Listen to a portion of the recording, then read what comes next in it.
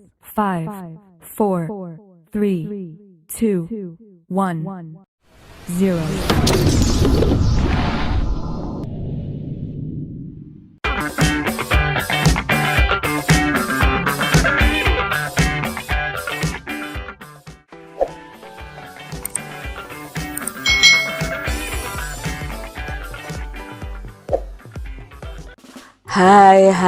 Hai. Selamat datang di channel YouTube Kak Citra. Apa kabar adik-adik semuanya? Kak Citra berharap kalian dalam keadaan yang baik, sehat, dan siap untuk belajar ya.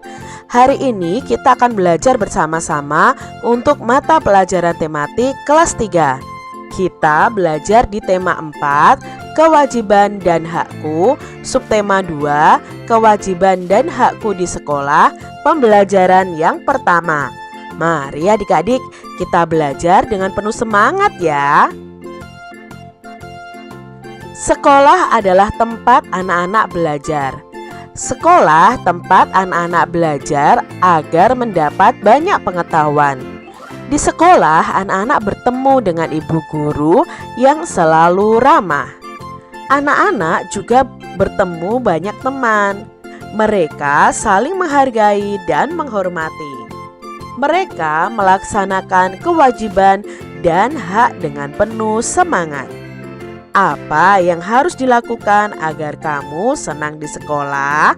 Nah adik-adik, pada pembelajaran ini kita akan belajar tentang kewajiban dan hak kita di sekolah. Ingat ya, kewajiban itu sesuatu hal yang harus kita lakukan. Dan hak itu adalah sesuatu hal yang akan kita peroleh setelah kita melaksanakan kewajiban kita. Di sini ada gambar Udin, Beni, dan teman-temannya. Mereka menyebutkan berbagai macam kewajiban dan hak. Contohnya di sini bermain bersama teman, menjadi anak pintar, jajanan sehat, kelas bersih, dan senang di sekolah. Nah, ayo kita pelajari pembelajaran kita hari ini. Anak-anak pintar adalah harapan orang tua. Apa yang dapat dilakukan agar menjadi anak yang pintar? Adik-adik tentunya ingin menjadi anak yang pintar. Lalu, apa yang harus kalian lakukan? Nah, rahasia anak pintar. Setiap anak di kelasmu pintar dan baik hati. Ada anak yang pintar olahraga atau menari. Ada juga yang pintar matematika atau bahasa. Ada yang pintar menyanyi atau berteman dengan semua orang. Apakah kamu dapat pintar tanpa berusaha? Tentunya tidak dapat ya adik-adik ya. Kita pintar itu kalau kita ada usaha. Semua anak ingin pintar tetapi belum tahu caranya. Jika ingin pintar, inilah rahasianya. Dengarkan saat guru menjelaskan. Kerjakan tugas-tugas tepat waktu. Banyaklah membaca dan berlatih. Jangan mudah menyerah. Bertanyalah kepada gurumu. Atur juga waktu belajarmu dengan baik. Selain itu, bertemanlah dengan banyak orang. Jadi, ini adalah rahasia jika kalian ingin menjadi pintar. Amati teks rahasia anak pintar tadi. Kita akan bersama-sama menunjukkan kalimat penyelesaian masalah.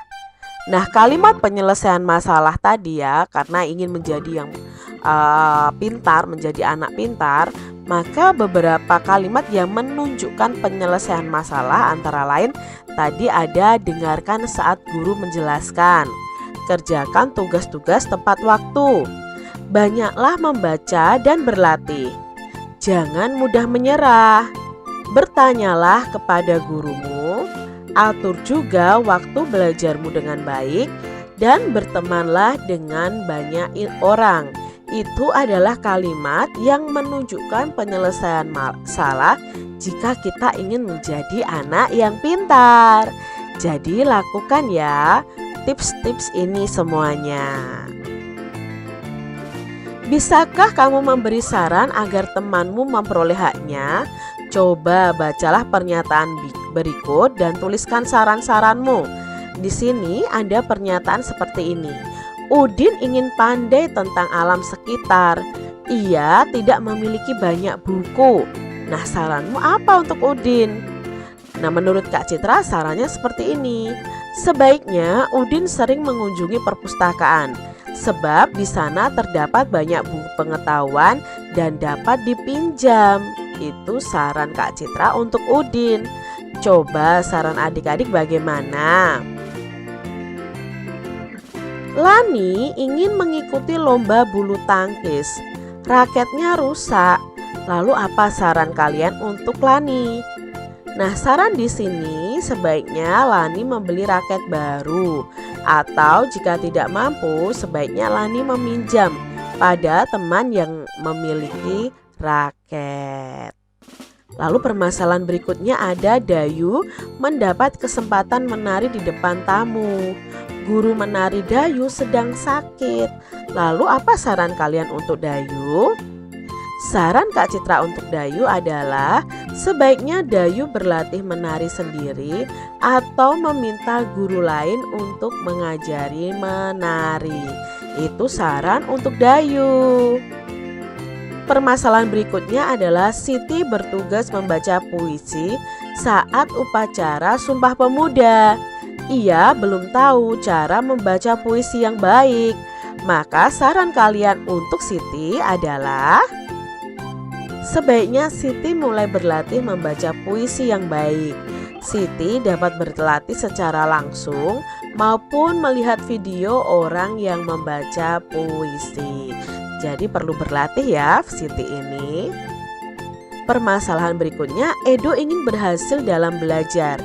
Edo selalu sibuk dengan bermain. Ya, ingin berhasil belajar tapi malah sibuk dalam bermain. Bagaimana saran kalian? Nah, saran dari Kak Citra, sebaiknya Edo mengurangi waktu bermain dan lebih mementingkan belajar daripada bermain. Benny membantu ibu guru merapikan lemari kelas. Ia melihat persediaan kertas kelas yang tinggal sedikit. Semula itu tersedia 500 lembar kertas. Sisa kertas hanya 400 lembar. Waktu belajar masih 3 bulan. Mereka membutuhkan kertas untuk beberapa kegiatan kelas. Benny berpendapat bahwa mereka wajib menghemat kertas. Haruskah ibu guru membeli kertas baru? Lalu apa saranmu dari permasalahan ini? Nah, saran Kak Citra dari permasalahan ini, sebaiknya ibu guru itu tidak perlu memberi kertas baru. Karena untuk kegiatan kelas bisa menggunakan kertas bekas yang masih bisa dipakai. Jadi kita bisa menghemat kertas. Bantulah Benny menentukan banyak kertas di awal dan yang terpakai. Nah, kertas yang tersedia berapa, kertas yang terpakai berapa, dan kertas tersisanya berapa. Maka kita bisa membuat kemungkinan. Misalnya kemungkinan kertas yang tersedia awalnya 400 atau tadi 500 ya. Nah, di sini contoh Kak Citra 400. Nah, kertas yang terpakai itu berapa sehingga sisanya 40. Maka kita bisa mengurangi 400 dikurangi 40 untuk mengetahui kertas yang terpakai. 0 dikurangi 0 sama dengan 0. Ya, lalu 0 dikurangi 4. Tidak bisa ya adik-adik ya. Maka kita pinjam angka 1 di depan. Angka 4 kita pinjam 1 masih 3. Lalu kita tulis angka 1 di depan angka 0. Jadi angka 10. Angka 10 dikurangi 4 sama dengan 6. Lalu 3 kita turunkan. Maka kertas yang terpakai itu sebanyak 360 sehingga sisanya ada 40 lembar kertas. Kalian bisa mengurangi juga 500 dikurangi 40 karena ketersediaan kertas tadi adalah 500. Sekarang buatlah 5 kemungkinan lain dan tentukan banyak kertas di awal, lalu tentukan banyak kertas yang dipakai sehingga sisa kertasnya adalah 40. Contoh di sini Kak Citra, kertas di awalnya ada 650. Maka kertas yang dipakai berapa? Sehingga sisanya 40 anak-anak.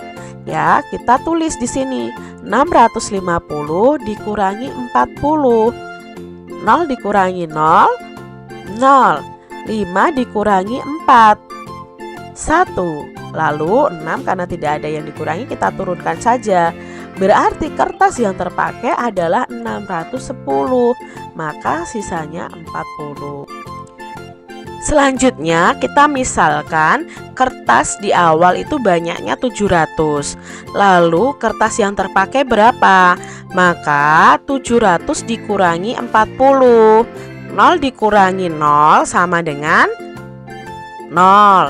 Lalu 0 dikurangi 4. Ya, tidak bisa adik-adik, kita pinjam ke depan ke angka 7. Maka angka 7 yang kita pinjam ini karena dipinjam 1 masih sisa 6. Lalu angka 1 yang dipinjam kita taruh di depan angka 0 ini. 10 dikurangi 4 sama dengan ya 6. Lalu 6 kita turunkan. Berarti ada 660.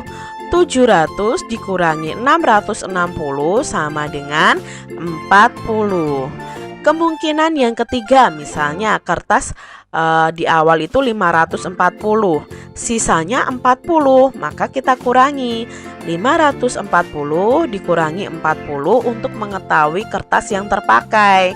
0 dikurangi 0, 0. 4 dikurangi 4, 0 juga. 5 diturunkan. Jadi kertas yang terpakai sebanyak 500, sehingga sisanya ada 40. Coba sekarang adik-adik semuanya ya, itu buat dua kemungkinan lain dari yang sudah Kak Citra contohkan di sini. Kamu berhak mendapatkan kertas. Kamu memiliki kewajiban untuk berhemat loh adik-adik.